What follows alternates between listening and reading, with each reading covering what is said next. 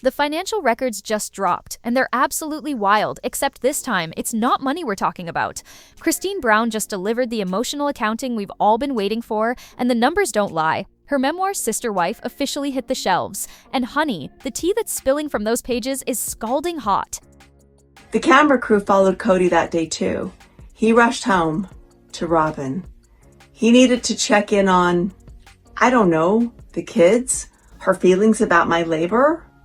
The bombshell everyone's buzzing about? Kody finally confirmed what every seasoned reality TV watcher has suspected for years. Kody Brown weaponized the filming schedule like a master manipulator, using the cameras as his personal behavior modification system. Play nice for the viewers or face the consequences. Step out of line during filming, and suddenly dad's time becomes scarcer than a good man at a singles mixer. This isn't just gossip anymore, ladies. This is Kody putting pen to paper and saying, here's exactly how the psychological games worked. For those of us who've been watching this family dynamic unfold for over a decade, it's like having someone finally explain why your gut has been screaming something's not right here during every supposedly heartwarming family moment. The Sisterwives subreddits are absolutely buzzing with confirmation posts from people who managed to snag early copies. The moderators created a mega thread to contain all the revelations, bless them, because apparently Kody held nothing back, and the detail that's got everyone's jaws on the floor? Kody didn't just control through emotional manipulation. He turned the very thing that was supposed to showcase their happy plural marriage into a punishment and reward system. Picture this scenario. You're already living in a complex family structure where attention and resources are stretched thin. Your husband has 3 other wives competing for time, affection, and legitimacy. Now add cameras that roll every other day, capturing every facial expression, every reaction, every moment of authentic human emotion. But here's the kicker.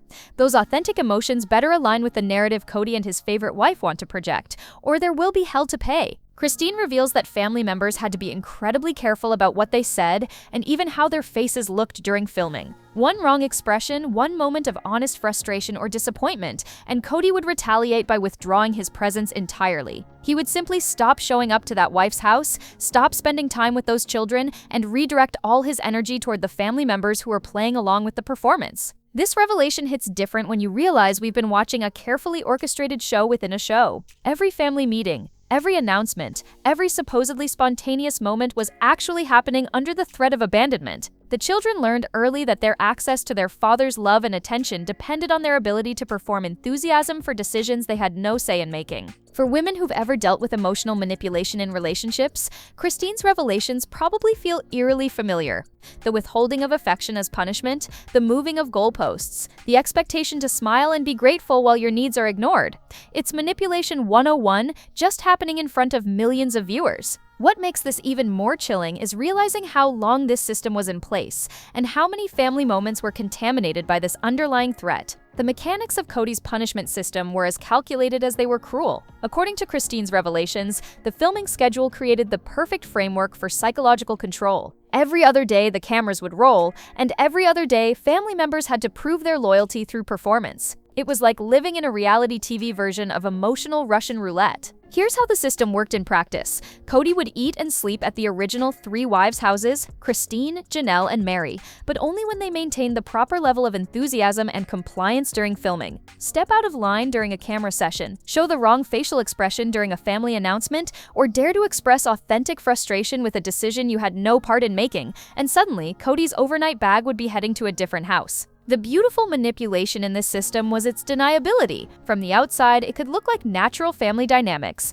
Dad spending time where he feels most welcome, rotating between households based on need or scheduling. But Kody's memoir pulls back the curtain to reveal the calculated nature of these choices. It wasn't about genuine connection or family needs, it was about reward and punishment, behavior modification through the strategic distribution of attention and affection. Think about the psychological impact of this arrangement for a moment. Every interaction with Kody during filming became a high-stakes performance where the wrong response could result in complete abandonment. The wives weren't just competing for camera time or positive storylines, they were competing to avoid being cut off entirely from their husband's presence. The children learned that their access to their father depended not on their actual needs or his parental responsibilities, but on their ability to react with appropriate enthusiasm to whatever curveball the adults threw their way. This system was particularly insidious because it turned the show itself into a weapon. The very platform that was supposed to showcase their unique family structure and normalize plural marriage became the mechanism through which love and attention were rationed. Every filmed family meeting,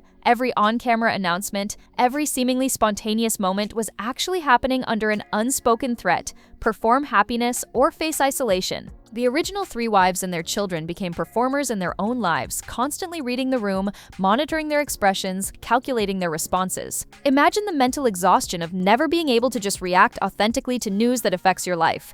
Every surprise pregnancy announcement, every major move, every family decision had to be met with the appropriate level of excitement, or the consequences would extend far beyond that filming session. What makes this even more sinister is how it trained the family members to gaslight themselves. When you're constantly modifying your natural responses to avoid punishment, you start to lose touch with what you actually feel about situations. The line between genuine reactions and performed reactions becomes completely blurred, leaving family members confused about their own emotional reality. Christine's revelation also explains so much about the visible tension we saw building over the years, especially as the older children matured and became less willing to play along with the performance requirements. The cracks in the system were inevitable, but the damage it caused to authentic family relationships was immeasurable. Robin has her choice, but I feel like that we should invite Robin to come into our family. Okay, yeah. Okay. Hop in the time machine for a moment and let's revisit that very first episode, when the Brown family gathered to discuss bringing Robin into their lives. Watching it now, with Christine's revelations fresh in our minds, is like seeing a masterclass in manufactured consent play out in real time. The scene that once looked like a wholesome family discussion suddenly reveals itself as the blueprint for over a decade of psychological manipulation. Besides, she could still say no, right? Yeah. Thanks, chump. She has not consented, and I have not asked. Picture the living room setup. Kody and the three original wives positioned strategically, cameras rolling, and all the children gathered to hear about this monumental change to their family structure. The expectation was clear from Kody's energy. This announcement should be met with excitement, curiosity, and overwhelming support for Dad's romantic pursuits. Any other response would be noted and likely punished later. But does anybody concerned about this, or is this cool? Aspen, how do you feel about this situation? Okay, I think it's fine. I think it'll be kind of weird at first, but I think it'll be like... Logan, barely a teenager, practically bounced with enthusiasm about the prospect of Robin joining the family. Maddie chimed in with supportive comments about how it might be weird at first, but they'd adjust. These kids had learned early that family meetings weren't actually discussions. They were performance opportunities where the correct responses had already been predetermined. The children who understood the assignment got rewarded with continued access to their father's attention and approval. But here's what's chilling when you watch that footage with fresh eyes. These children had never experienced their father marrying someone new. Their polygamous family structure was established before any of them were born, so they had no reference point for how jarring it would be to watch their dad court another woman, while cameras captured every reaction. They were being asked to enthusiastically endorse a situation they couldn't possibly understand. The full implications of. The kids who seemed confused or hesitant during that meeting were already learning the first lesson of the Brown family performance system. Authentic emotions were dangerous. Uncertainty about major life changes was unacceptable. Questions about how this would affect family dynamics or resources were unwelcome. The message was clear: smile, nod, and express gratitude for whatever decisions the adults made, regardless of how those decisions might impact your daily life. What's particularly heartbreaking about rewatching this scene is recognizing how young these children were when they learned to suppress their instincts and perform happiness on command. They were being trained to prioritize their father's emotional needs and public image over their own feelings about massive changes to their family structure. The cameras weren't just documenting their lives, they were teaching the children that their authentic selves weren't acceptable for public consumption. Kody's body language during that meeting tells its own story. He's watching faces, reading reactions, mentally cataloging which children are playing along appropriately and which ones might need attitude adjustments later. There's an underlying tension in his energy that suggests this isn't just a family conversation. It's a test of loyalty that everyone better pass if they want to maintain their standing in the household hierarchy. Guess what? In 7.5 months, Truly won't be the little one. What? Mom's gonna have a baby. Yay!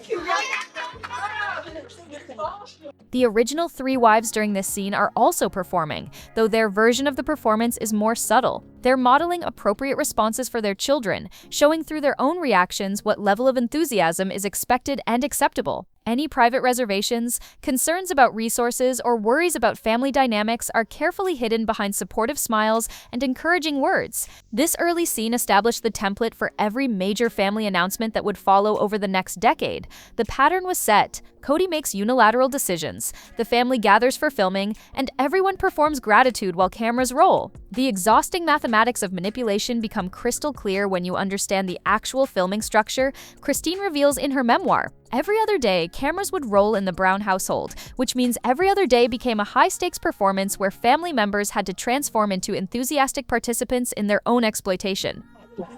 I'm hoping that everybody, was okay with it. I mean, I noticed a couple of the teenagers didn't say a thing. Aspen and Maddie didn't smile. They wouldn't even look at me. They were sort of just sitting there like this. Imagine living your life knowing that 48 hours is the maximum recovery time you get between mandatory happiness sessions.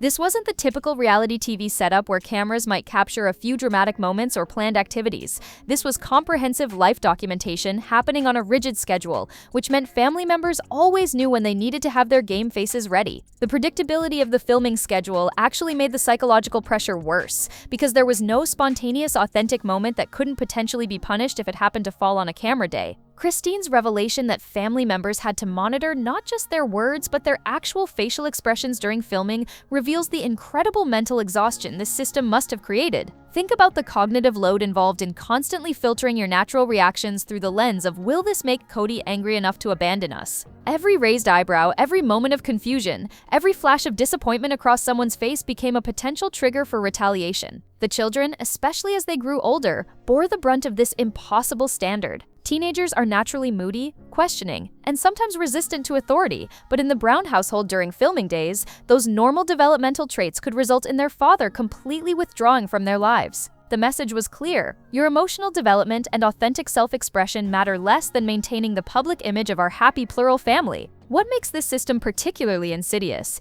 is how it weaponized the very thing that was supposed to be providing financial stability for the family. The show wasn't just their income source, it was the mechanism through which love, attention, and basic parental presence were distributed. Family members couldn't even hate the cameras or resent the intrusion into their private moments, because those cameras were directly tied to their access to Kody's affection and time. The every other day schedule also meant there was never enough recovery time between performances. Just as family members might start to relax and behave authentically, another filming day would arrive, requiring them to snap back into their assigned roles as grateful participants in this grand plural marriage experiment.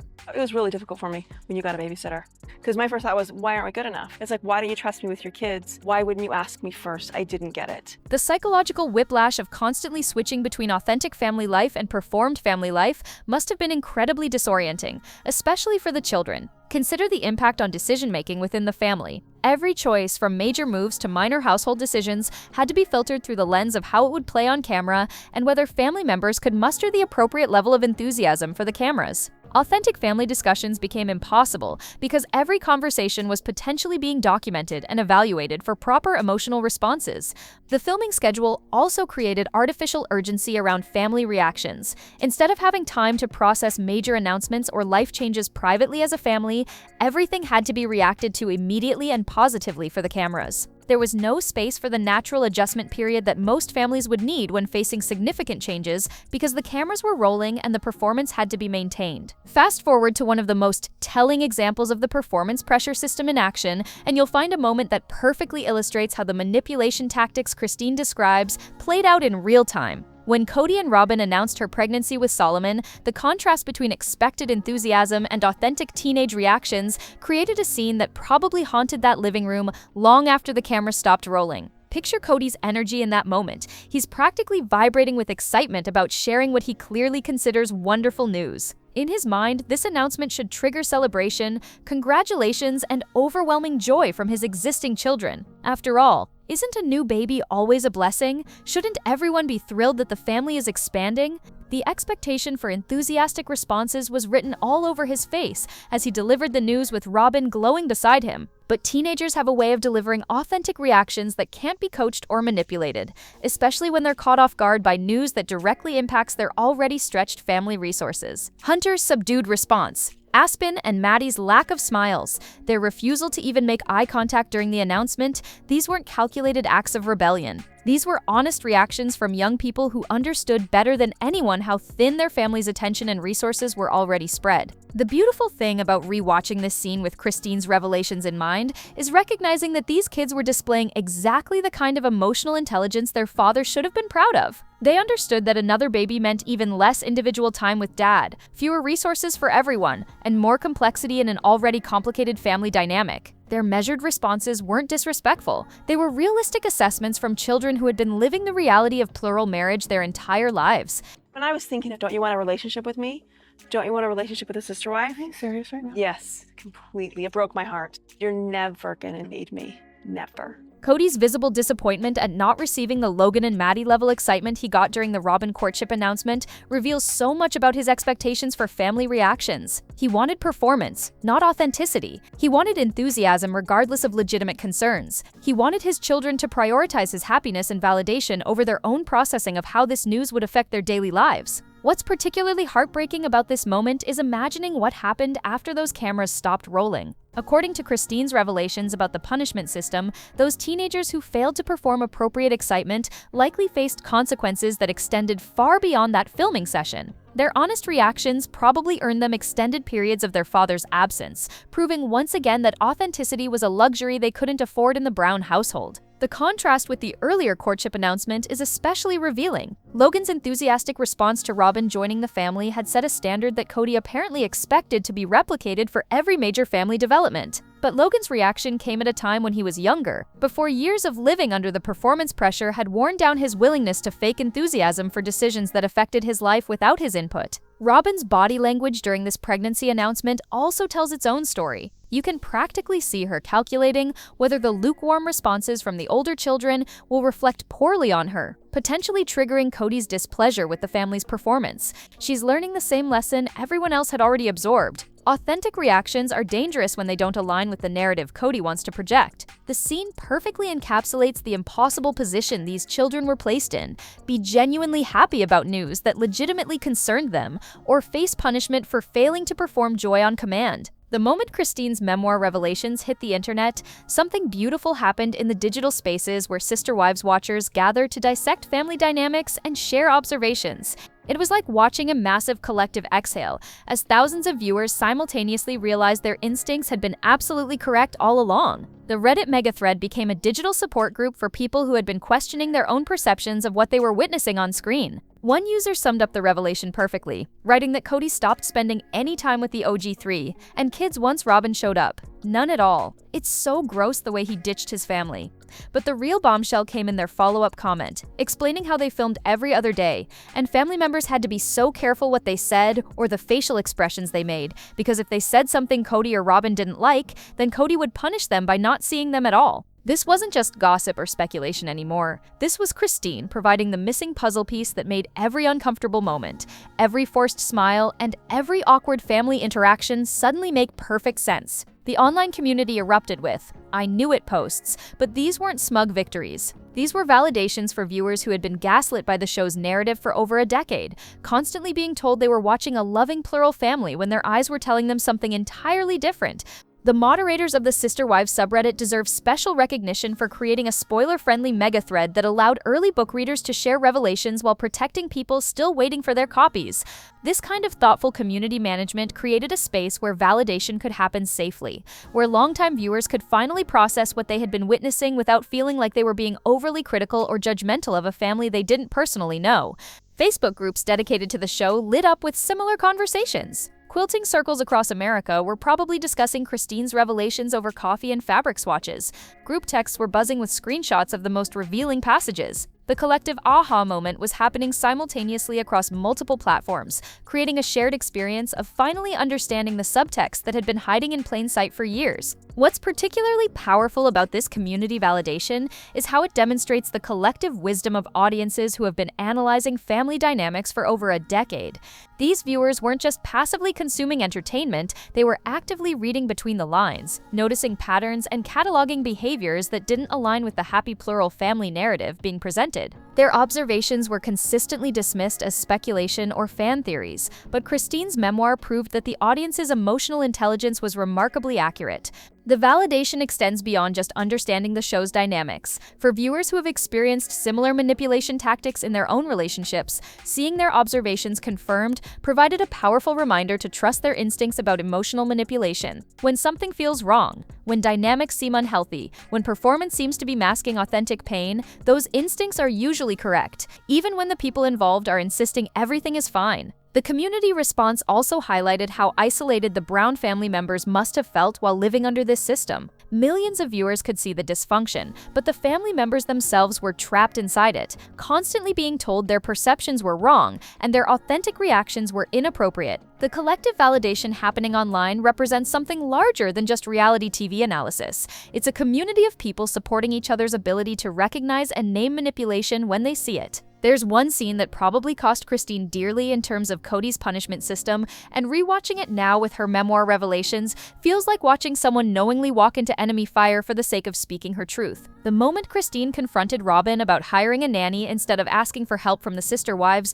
wasn't just a spontaneous emotional outburst, it was an act of rebellion that likely triggered exactly the kind of retaliation Christine describes in her book. Picture the setup. Cameras are rolling, the family is gathered for what should be a routine couch interview, and Christine makes the fatal mistake of expressing authentic hurt about being excluded from Robin's childcare decisions. It was really difficult for me when you got a babysitter, because my first thought was, why aren't we good enough? It's like, why don't you trust me with your kids? Why wouldn't you ask me first? The pain in her voice was unmistakable, raw, and completely genuine, which made it completely unacceptable under the performance standards Kody had established. Christine's emotional honesty in that moment violated every rule of the filming day behavior code. She wasn't performing gratitude for Robin's choices. She wasn't supporting the narrative that all the sister wives had equal standing and mutual respect. She was displaying hurt, questioning Robin's decisions, and worst of all, she was making Kody's precious fourth wife look bad on camera. In the world of manipulative family dynamics, this was essentially a declaration of war. Robin's reaction tells its own story. You can practically see her mental calculations as Christine's words sink in.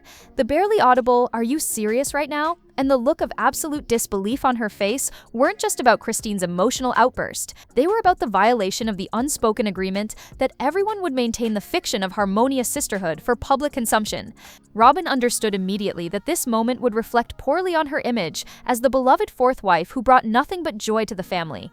The tension in that room was thick enough to cut with a knife, and you know the moment those cameras stopped rolling, there were consequences. According to Christine's revelations about Kody's punishment system, stepping out of line during filming resulted in abandonment and neglect. Christine's honest expression of hurt about being excluded from Robin's childcare decisions probably earned her weeks or months of Kody refusing to show up at her house, refusing to engage with her children, and redirecting all his attention toward family members who were better at playing along. What makes this scene even more powerful in hindsight is recognizing that Christine was articulating something many viewers had already observed: the way Robin consistently chose outside solutions rather than building relationships with the existing sister wives. The nanny hire wasn't just about childcare logistics, it was about Robin's unwillingness to integrate into the established family structure and create the mutual dependence that healthy plural marriage supposedly requires. Christine's question, "Don't you want a relationship with me? Don't you want a relationship with a sister wife?" cuts to the heart of the entire plural marriage charade. If the sister wives aren't actually functioning as sisters, if they're not supporting each other through childcare and household management, if they're hiring strangers instead of building family bonds, then what exactly is the point of the whole arrangement beyond Kody's sexual and emotional gratification? The heartbreak in Christine's voice when she says, "You're never going to need me," never represents years of feeling excluded, undervalued, and replaced within her own family structure. This wasn't just about a nanny. This was about Christine recognizing that her role as sister wife was being systematically eliminated. The most devastating aspect of Christine's revelations isn't the manipulation of adult women who theoretically chose their circumstances, it's the psychological damage inflicted on children who had no choice but to navigate a system where their father's love was conditional on their performance abilities. These kids learned from an impossibly young age that authentic emotions were dangerous, that questioning adult decisions was unacceptable, and that their access to parental affection depended entirely on their willingness to fake enthusiasm for situations that directly impacted their lives. Christine reveals that the children were routinely given earth-shattering news on camera with the explicit expectation that they would suck it up and act happy about it, or else think about the psychological violence embedded in that phrase for a moment. These weren't just requests for good behavior during filming. These were demands that children suppress their natural emotional responses to major life changes and replace them with performed gratitude, regardless of how those changes might affect their daily reality, their sense of security, or their relationship with their father. The children in the Brown family were never brought into actual family discussions, even when those discussions would dramatically alter their living situations, school arrangements, or time with their father. Instead, they were presented with decisions that had already been made and expected to react with appropriate levels of excitement and support. The cameras weren't documenting authentic family conversations. They were capturing mandatory enthusiasm sessions where children had to prove their loyalty through their emotional responses. Imagine being Hunter's age and learning on camera that your father had gotten another wife pregnant, knowing that this meant even fewer resources and attention would be available for the children who already existed. The natural response would be concern, maybe some sadness, certainly some questions about how this would affect the family's already stretched dynamics. But those natural responses weren't acceptable under Kody's performance requirements, so Hunter had to choose between authentic emotions and continued access to his father's presence. The psychological impact of growing up under this system extends far beyond just the filming days. These children learned that their emotional needs were secondary to their father's image management goals. They absorbed the lesson that love and attention were rewards for good behavior rather than fundamental rights they could expect simply by existing. They discovered that questioning adult decisions or expressing concern about family changes was not just discouraged, it was punishable through abandonment. What's particularly heartbreaking is recognizing how this system taught the children to gaslight themselves about their own emotional experiences. When your natural reactions are consistently labeled as inappropriate or unacceptable, you start to doubt your own instincts about situations. The children learned to suppress their authentic responses so thoroughly that they probably lost touch with what they actually felt about major family developments versus what they were supposed to feel. The older children eventually grew tired of maintaining this exhausting performance, which explains so much about the visible tension that developed in later seasons. As teenagers developed stronger senses of self and less tolerance for manipulation, their willingness to fake enthusiasm for their father's decisions decreased dramatically. This natural developmental process of individuation became a source of conflict because it threatened the performance requirements Kody had established for maintaining his public image. The long-term consequences of growing up under this conditional love system are still playing out in the adult relationships these children have with their father.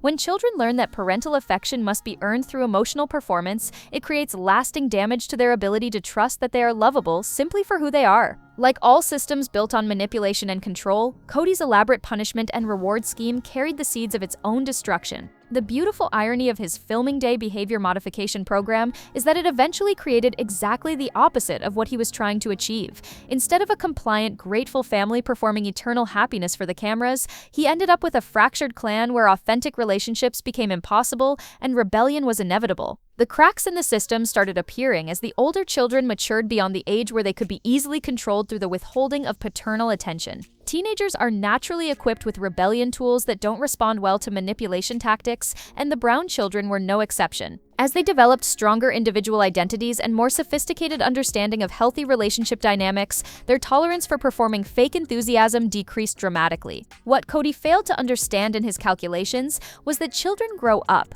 The little ones who once eagerly performed excitement about his romantic pursuits and family decisions eventually became young adults who could recognize psychological manipulation when they experienced it. The same kids who had been trained to smile and nod through major life changes started asking uncomfortable questions about why their opinions never mattered in family decisions that affected their daily lives. The system also backfired because it made authentic family bonding impossible. When every interaction during filming is filtered through performance requirements, genuine emotional connections can't develop. The children weren't building real relationships with their father. They were learning to manage his moods and expectations to avoid punishment. That's not love, that's survival strategy. And survival strategies work until they don't. Christine's decision to leave the family can be understood as the ultimate system failure. Here was someone who had spent years navigating the performance requirements, managing the punishment cycles, and maintaining the public fiction of happy plural marriage. But eventually, the cost of constantly performing gratitude for neglect became too high to sustain. Her memoir represents the complete breakdown of Kody's control system. Not only did he lose control over Christine's behavior, but now she's exposing the manipulation tactics to the entire world. The pandemic years accelerated the system's collapse because Kody's arbitrary rules and obvious favoritism toward Robyn became impossible to disguise, even with careful editing and performance management. When family members were literally being told they couldn't see their father based on his ever-changing protocols, while Robyn's household operated under completely different standards, the fiction of equal treatment finally shattered completely. What's particularly satisfying about the system's failure is how Kody's own actions created the evidence that now undermines his public image. Every punishment, every withdrawal of affection, every moment of obvious favoritism was captured on camera or witnessed by family members who are now free to share their experiences. His control tactics became the very evidence that exposes him as a manipulative patriarch rather than the loving father and husband he portrayed on screen. The children who were forced to perform happiness for their father's choices are now adults who can speak their own truths about growing up under conditional love. The wives who were expected to compete for scraps of attention while maintaining grateful facades are finding their voices and sharing their experiences. Kody's elaborate system of control has become the foundation for his complete loss of influence over the narrative about his family.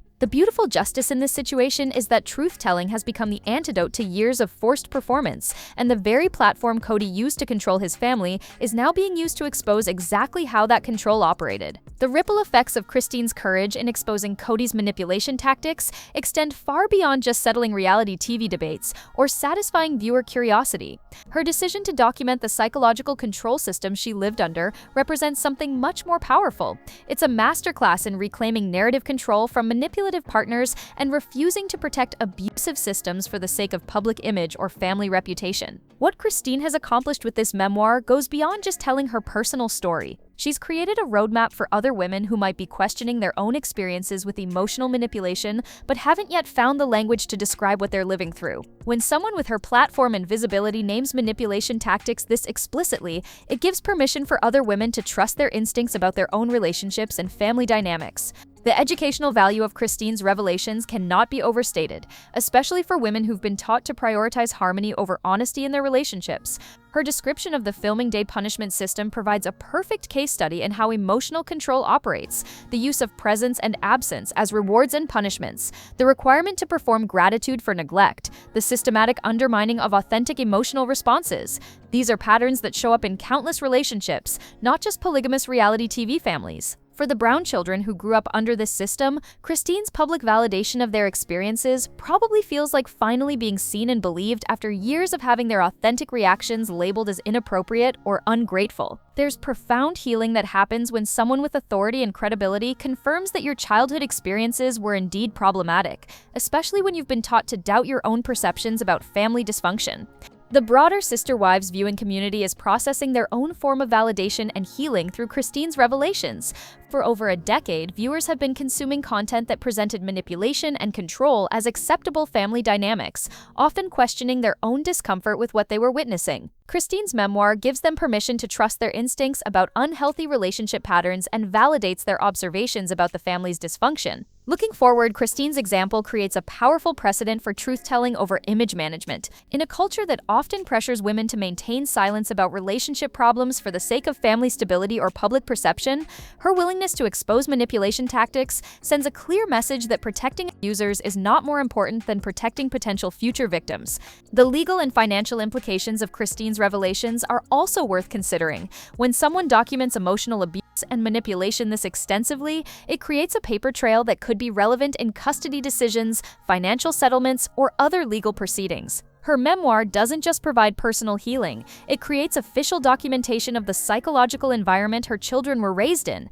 Perhaps most importantly, Christine's courage in exposing these dynamics demonstrates that it's never too late to reclaim your story and refuse to participate in systems that require you to perform gratitude for mistreatment. Her memoir stands as proof that women can extract themselves from manipulative situations regardless of how long they've been complicit in maintaining the public fiction that everything was fine. The conversation that Christine has started with these revelations will continue long after the last page of her memoir has been read. She's created space for honest discussions about emotional manipulation, conditional love, and the psychological cost of maintaining perfect family facades when the reality behind them is far more complicated and painful. So here we stand, ladies, with Christine's truth bomb exploding across reality TV discourse and leaving nothing but honesty and accountability in its wake. The National Sisterhood of Women who recognize manipulation when they see it has been validated, and the conversation about healthy relationship dynamics has been elevated to a whole new level. Do you think Christine's revelations will inspire other reality TV family members to start telling their own truths about behind-the-scenes dynamics? And which aspect of Kody's control system shocked you the most? The filming day punishment structure? Or the way the children were expected to perform enthusiasm for decisions that affected their lives? Don't forget to tap like, hit subscribe, and keep those notifications on because trust me, the conversation about manipulation tactics in relationships is just getting started. A fresh video is already queued up, and something tells me the next round of Sister Wives revelations will be even juicier than the last.